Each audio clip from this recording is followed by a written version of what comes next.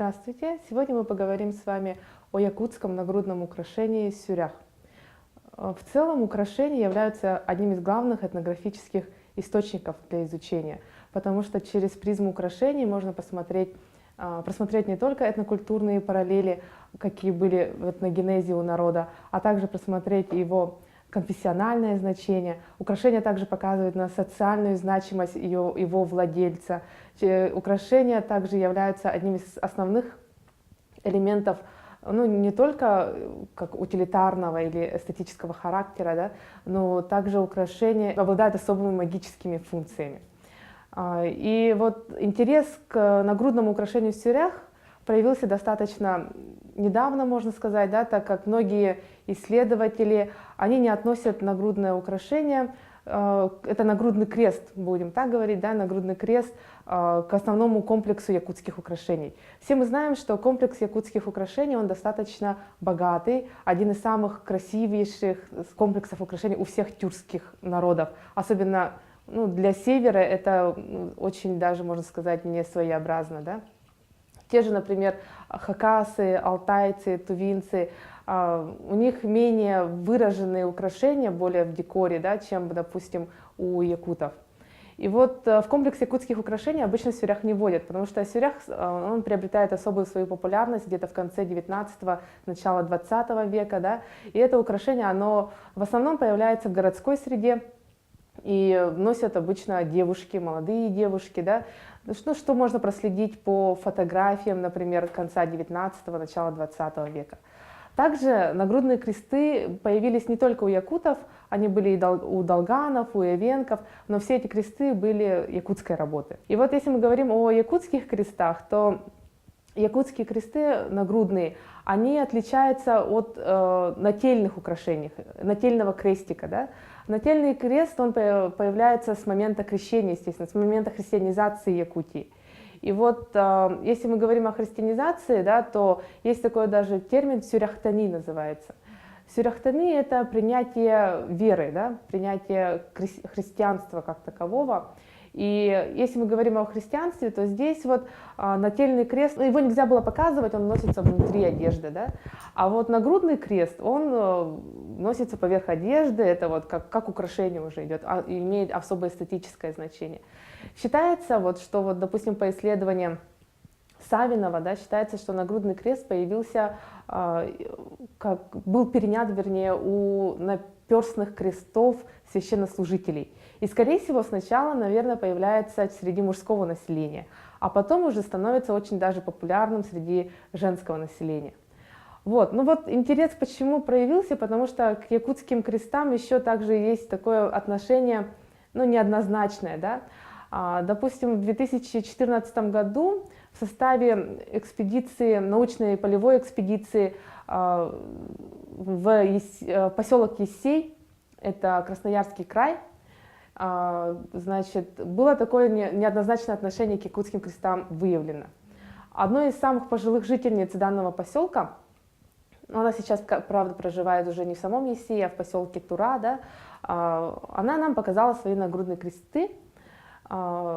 Значит, ей 89 лет, и, как информант выступила, да, и вот она показала свои нагрудные кресты, но на этих нагрудных крестах не было самого креста, осталась только цепь.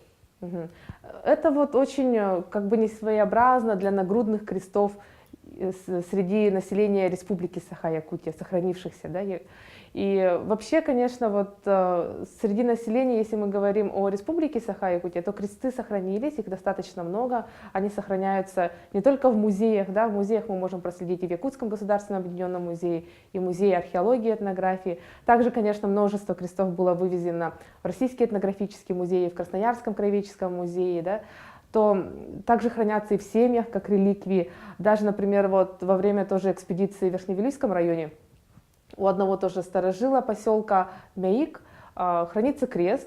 Притом в семье никто не крещеный, но крест хранится как особая реликвия. Да? Они рассказывают, что этот крест был в виде приданого иня их прабабушки. И вот как раз передается из поколения в поколение.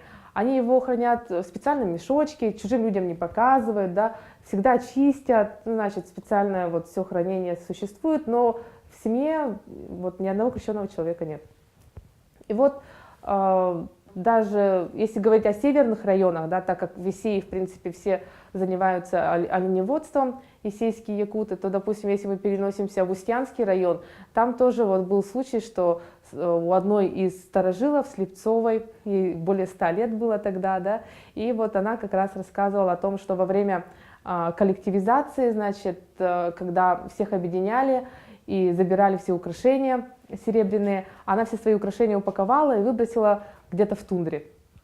Но при этом оставила только отцовский пояс наборный, да, якутской работы, и крест. Крест, потому что она говорит, ну, Бог должен быть со мной. То есть особое отношение к Богу у нее все-таки существовало, да. Но при этом крест до сих пор остается в семье, и крест не был отделен от самого украшения. А вот у исейских якутов крест был отделен. Это выразило, ну, достаточно большое удивление, да. Но вообще исейских якутов пишут достаточно много. Например, вот Татьяна Ивановна Аргунова-Лоу писала, да, Наталья Анатольевна Стручкова, Сергей Бахтин, это из Красноярского края. И вот они отмечают, что, конечно, материальная и духовная культура исейских якутов, она отличается от якутов Республики Саха-Якутия. Например, у них нет особого отношения к эсэху. Да, эсэх появляется только в последнее время. Был даже случай, рассказывали тоже из полевого материала, можно рассказать о том, что якуты из республики нашей, значит, установили серге, 3 серге, и исейские якуты, когда, значит, проблема стала с дровами, одной из серге они срубили и пустили на дрова, и они не считают, что это вот, ну, какой-то великий грех там, и так далее, да?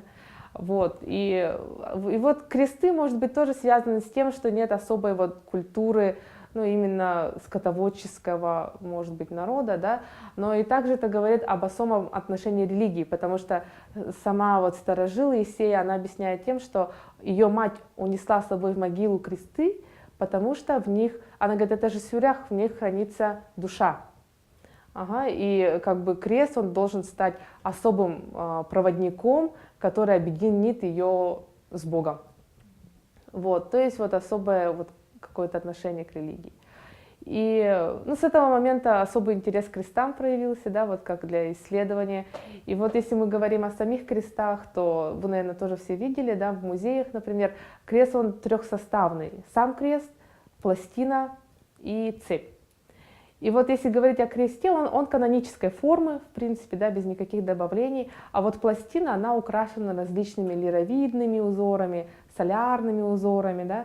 Но об узорах можно говорить очень много, потому что тот же лировидный узор, он, например, имеет свои корни еще с первых кочевников, да, и считается, что очень много споров существует, что обозначает эта лира. Например, в лировидных якутских украшениях в виде серег в последнее время объясняется тем, что это женщина, например, да, в последних трактовках.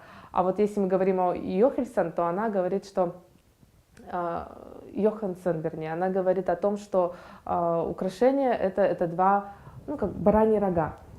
Да? Также в некоторых исследованиях говорится, что это не только бараньи рога, а 2 собаки, грызущие кость, например. Да? Вот, то есть вот, ну, лировидный узор, он в любом случае связан с какими-то вот зачатками кочевого образа жизни. Вот. Также, ну, о солярных знаках, конечно, и говорить не стоит. Да? Такие солярные узоры, они были достаточно популярны для нагрудного украшения илинкабихер, да? И солярные знаки, они все-таки существовали практически, ну, во всех украшениях. Тоже тогахта вот на якутских шапках джабака, да. Вот. Ну и люди, как якуты себя называют, это люди солнца, да, срединного мира. Вот. И также на украшениях, если говорить о цепи, то цепь была в виде традиционной цепи, тоже как для украшения илинкабихер. И на сюрях обычно всегда подвешивалось очень много различных подвесок, шумящее должно быть, да. Но как считают якуты, что вот серебро и вообще звук металла, он имеет очищающую функцию, да. То есть, ну, никакие злые духи не подберутся к женщине, на которой вот столько много серебра. Вот. И также еще, если говорить о сюрях, то к сюрях также подвешивались украшения, к украшению самому подвешивались как и к илинкабихер или к поясным украшениям различные щипчики, там, ухочистки и так далее. Да? Вот. То есть вот само это украшение, оно такой носит своеобразный характер. В них само украшение, оно как бы говорит о том, что здесь в этом украшении объединяется и как традиционные воззрения якутов, да, вот, имеются символы в виде узоров, допустим, сам металл, вот, да, ну, очищающая функция металла, серебра, как белого металла. Вообще золото якуты особо не любили, да, вот именно серебро, ну, как и сейчас, наверное. И вот, и плюс ко всему, все равно крест, он говорил о принадлежности к вере.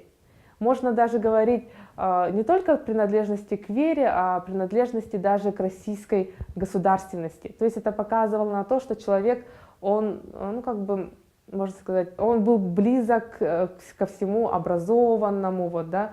Все-таки христианство, оно принесло образование на территории Якутии, принесло знания определенные, да. Также еще, конечно, крест показывал тому, что, ну, человек, он близок ко всему светлому. А якуты, как мы знаем, они всегда вот очень, ну, как стремятся быть в лучших людях, можно так сказать, да. И вот в последних исследованиях вот якутского нагрудного украшения сюрях мы говорим чаще всегда о том, что сюрях является символом, ну, есть такой термин, который вводится в последнее время, народного христианства, да. То есть это христианство, которое признано народом. Те же параллели можно привести, ну, идти в те времена, когда, допустим, на Руси принималось христианство, да, где объединение все-таки, ну, какие-то влияния язычества, они сохраняются в самой вере, да. И вот как раз сюрях, он как раз является символом вот этого народного христианства, потому что он объединяет в себе не только вот христианские каноны, да, принадлежность к вере и вот душа человека, но и также можно говорить о том, что здесь же это украшение вы одевали, и все равно свои традиционные какие-то знания сохраняли, да? Веру вот в очищающую силу серебра, например, шумящие подвески, эти лировидные узоры, солярные знаки и так далее. Вот. И в этом плане продолжается, конечно, изучение данного нагрудного украшения, да? И вот сюрях мы относим к одной из составляющих якутского комплекса украшения, и который вот вошел в этот комплекс, конечно, ну, немного позже, да, но в конце 19 и в начале 20 века.